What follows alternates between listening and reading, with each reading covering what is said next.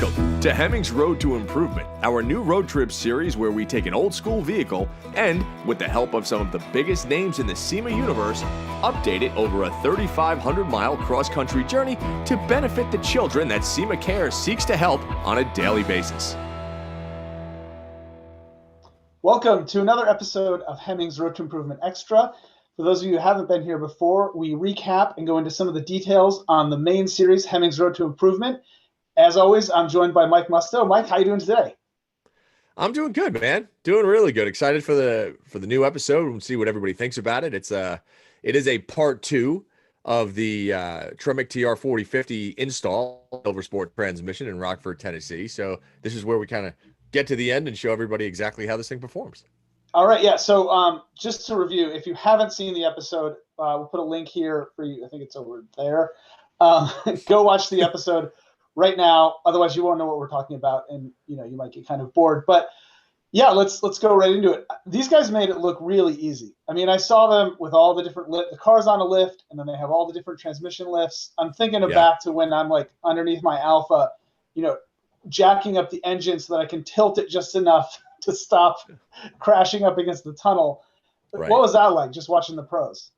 It was great. I think that a lot, anytime you're doing a custom install or a simple transmission replacement, I shouldn't say simple because nothing is simple. Going to a professional shop that has all the tools and all the components, and more importantly, all the skill to do it quickly and efficiently, I think is super important. I understand that a lot of people want to do it themselves and do the DIY thing, but if you can have it professionally done and you have the means to do it, I would strongly recommend doing it that way, only because there are things that we encountered that, like, if we were doing it in our garage, we probably couldn't have overcome. Since we were at Silver Sports, they had the talent, the tools, and the wherewithal to just do it and do it very, very quickly, which was great. Yeah, and also you got to see underneath the truck, right? And like they gave it a pretty good seal of approval. What did you see under there? Like in terms of the overall shape of the truck? Yeah, well, that was really the first time we had seen the truck up in the air. Episode 1, they had thrown it up and now having them kind of drop the transmission and we're looking underneath it. Super solid truck, super clean truck. And when you buy a truck that's 40 years old, you always say, well, there's going to be some kind of rust. This was very, very clean. And the nice part was that when the transmission came out and we saw underneath, like all the floor pans were solid, the fender inner wells were solid, little light surface here and there, but nothing that I would ever consider like a hole. I think it was much cleaner than myself, Alana, and the guys at Silver Sport thought, which is great because honestly, that made the whole process of the install go a lot smoother. All right, so going back to the install, one thing that we've seen in a couple of comments is people are saying like, oh, yeah, you guys have a blank check. You're throwing all this stuff into it. I want to just bring that up because the idea of, we did this in 21 days or something. We ran across the country because it's a show. We're putting the show together. But the idea is it's a show. Yeah. the idea is if you had this Suburban, you've mentioned this before, it would stretch out over months or days. So, you do the transmission. We're showing you how to do the transmission. We did it first, and probably you would do it first. But, I just wanted to bring that back up for everyone who's listening. It's like, yes, like doing this all at once is neither simple nor easy. But the idea is you could do this yourself over a longer period of time. Yeah, and I think people need to take a step back for a second and evaluate. Because here's the deal. We did basically 2 to 3 years of upgrades in 22 days. Why did we do that? Why did we do that? It was because it was a show for entertainment and a process by which we wanted to prove the parts worked, right? So was it a blank check? No, nothing is a blank check. Obviously, there are massive production costs. There's the costs of film crews and everything else. So a blank check, trust me, if you did it in your garage, it would be cheaper than what we paid to do a production of this thing. We had a lot of questions and a lot of comments on, well, I don't understand why you replaced the SM4, I think it was the 465 or 495. And the reason is very simple. When you upgrade an older vehicle, that transmission is 40 years old. No one is saying it wasn't a good transmission. No one was saying it wasn't tough as nails. No one was saying it couldn't take abuse. What we were saying was that on the highway with the gearing that the truck had, it was very inefficient. It did not have an overdrive gear. The shifter, the synchros were somewhat worn. It was rowing a boat every time you threw the shifter, right? The TR-4050 it's rated for 600 pound-feet of torque. It has a fifth gear overdrive. It is smooth. The shifts are click, click, click, as opposed to, hey, let's row this way and then let's row that way. So for all those out there that were kind of, why did you do this and I don't understand it? I don't know what to say except you're right. You don't understand it. We do. We upgraded to show people that we wanted to modernize this truck so that you could use it in today's world where everybody drives 75 or 80 miles an hour on the highway. And not only do you gain, more fun, performance, and drivability, but a couple of MPGs as well. So, It's okay. You don't have to be defensive. But this is one thing watching the episode, when you're driving it the first time, I mean, you have this grin and it's in the shot for like minutes, like over and over. It cuts back to you and you've got this dumb grin on your face. And the one thing, to me, it was like, yeah, you want to add overdrive. That makes perfect sense. But the thing I didn't realize is you're getting a better shifter. And yeah, maybe you could have got it out of the 465, but you would have refurbished it. If you're refurbishing it, you might as well take the upgrade. But talk about how much better it was, with ratios aside, just how much fun it was to have a short shifter that was like new and notchy. Light years ahead. You get in the truck, and like I said, as soon as you get in, you have that. You actually have 4 forward working gears, right? I mean, you still have the granny low if you want to go off road, which is great. But generally, we start that truck off in second gear, right? And the shifts are literally click, click, click, click, click, click, click, click. And it is more fun. It's more engaging to drive. It's more fun to drive as opposed to these long throws of the 3-speed that we had in it prior. It's more engaging. It's more fun as somebody who really enjoys driving, vehicles with 3 pedals in them. So I think that, again, not to take away from the older transmission, but this is just a better unit. It's more fun. The overdrive is fantastic. It still holds the same amount of more torque than the original one did. And it just made the truck, I guess, just not only better overall, but again, a more engaging driving experience, which at the end is something we really wanted to do. So, and at this point in the show, you don't have a tack. How much quieter was it on the highway in fifth? It was, yeah. I mean, luckily the original rear was serviced. It didn't howl at all. But what you did hear was the engine. The engine we were probably spinning, and this is just a guesstimate, somewhere in the mid 3, so 3,500 RPM, 3,800 RPM at 75 miles an hour. Which as soon as we did the transmission install, I think 80 miles an hour was 2,460 RPMs. Right. So it's a considerable difference as far as drops go. And we also picked up like 3 to 4 miles to the gallon. And this was before a modification, which is going to come, later on. So again, everything was done to improve performance, efficiency, and economy. And ultimately it worked out. So, when people say, well, like I don't want to get defensive, but when people say, I don't understand why you did that, it's like, well, watch the show and learn why we did that. Don't automatically criticize, because you might go back on that and say, oh, well, they actually knew what they were doing. This is kind of cool. Well, and to that point too, there is some potential math where if you change ratios on a car, you're going to be messing with what the engine is tuned for. That didn't happen in this case, right? No, God, no. I mean, listen, it's an old school 350, right? I mean, you can run an old school 350, and it's not even that old. It's 1980. So you can run these things at 3,500, 4,000 RPMs all day. They're not going to blink. You're not going to be re-welding or, putting things back together. And plus, this engine was, it was a good run. It was fine. We didn't, nothing hurt it or anything like that. It was fine.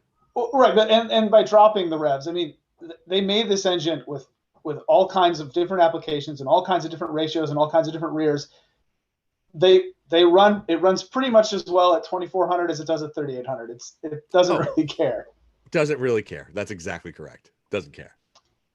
So there is one small snafu in the episode. I mean, I don't want to. Okay, you've seen. I was like, I don't know if we want to do spoilers or not. No, you can throw it out. They had to make a new lever for the shift transfer case, and this was kind of cool to me because the rest of it is they're doing stuff that's kind of by the book. They had to cut the exhaust to make space, but everything else is old transmission goes out, new one goes in.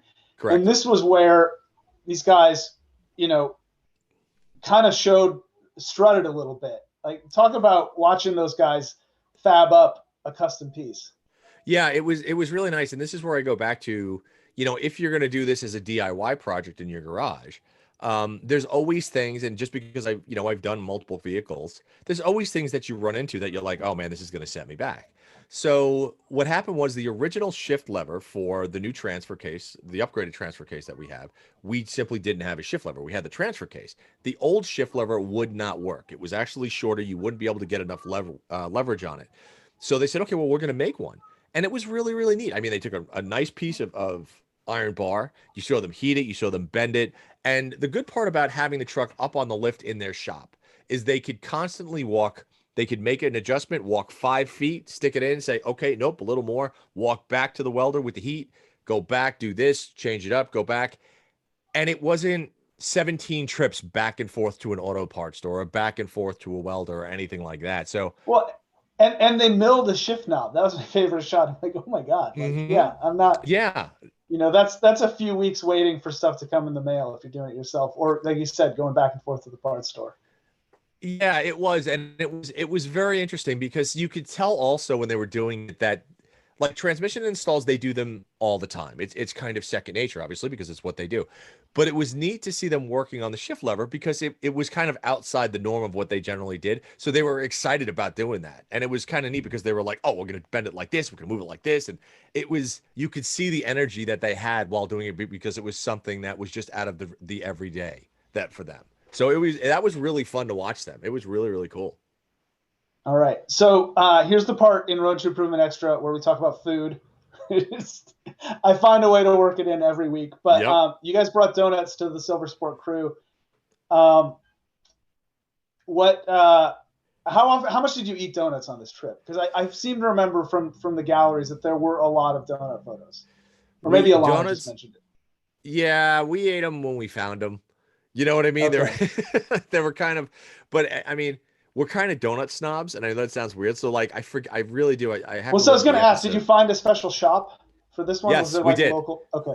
Yes, we actually did. It was a local shop located in Rockford, Tennessee, and I have to go back and look at the episode for the actual name of the shop. But they were gourmet donuts, and they were fantastic. They were all homemade in the shop. It wasn't like you're buying Hostess. They were really, really good. And so, yeah, we actually went there 2 days in a row. It was pretty good. All right. So you get you buy whatever, 2 dozen, the big Mhm. box of donuts. What do you reach for first in the assortment? I'm a glazed donut guy. All right. Classic.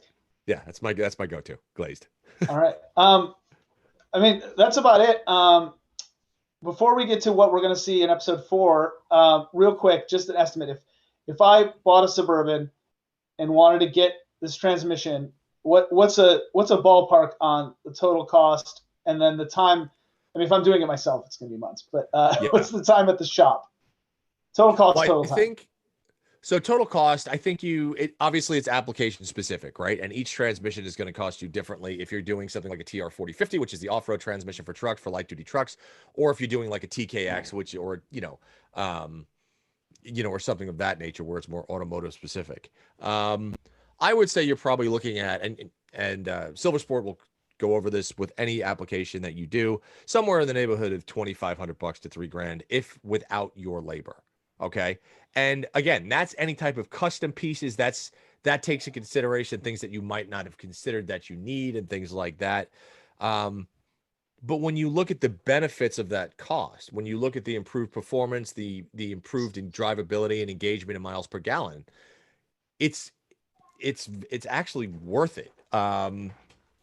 Because the truck was just so much more fun and engaging to drive. Yeah.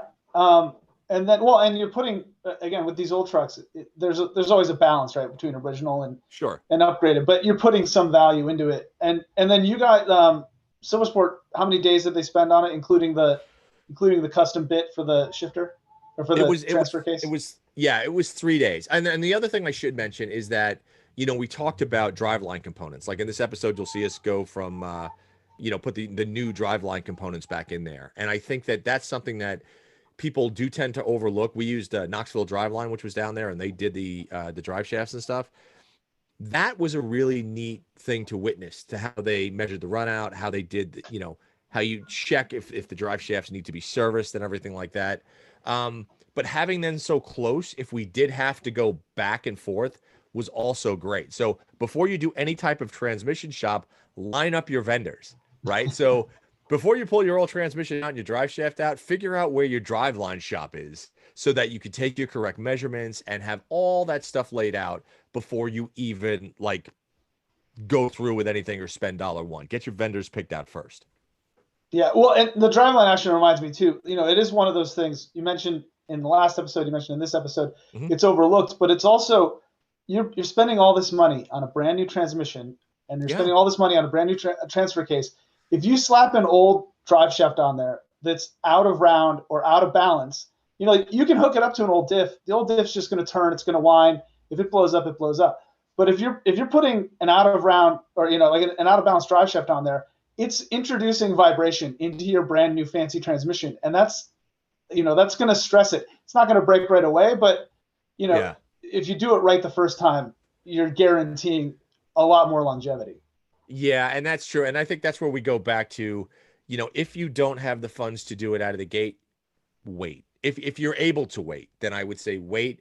Save up the money to do it correctly, because if you do skimp, you'll just wind up with I think an end product that you're not happy with. And I mean, we've put over 6,000 miles on this truck so far. It hasn't missed a beat. The transmission, the driveline has been absolutely spectacular. And really, it's just now you get in the truck and it's fun to drive. That's it. It's just fun to drive. All right. So end of the episode, you're headed to Memphis. What's the next stop? So the next stop, we're going to Edelbrock. We're going to Edelbrock headquarters, and we are going to play around with the fuel management system. I don't know if I should give it away, but if you just think about what fuel management means, you'll understand what we're going to do. If you've listened to the episode this long, you deserve to know what's coming in a couple of days. All right, we're going to Edelbrock, and we're going to do some EFI on this thing, and that goes along with overall drivability, economy, and also again overall enjoyment. For those that are going to comment and say a well-tuned carburetor is a thing of beauty, it is a thing of beauty. We all know it is. But you know what? We drove this thing through altitude. We know your carb, if you go up to 7,000, 8,000 feet, it's going to run lean and you're going to have some issues and blah, blah, blah. Plus, this was an older carburetor. We did have some fuel issues with fuel filters and such. But I'll say just watch the next episode on the EFI system, because that is another improvement that we made to this truck that I guarantee you, once you do it, you'll be like, carburetor who? And I can say that because I've done it twice on my own personal vehicles, and it's it's pretty good stuff. It's pretty good stuff. All right. Well, thanks again, Mike. Thanks everyone out there for watching, and we will see you next time on Road to Improvement Extra. Thanks, guys.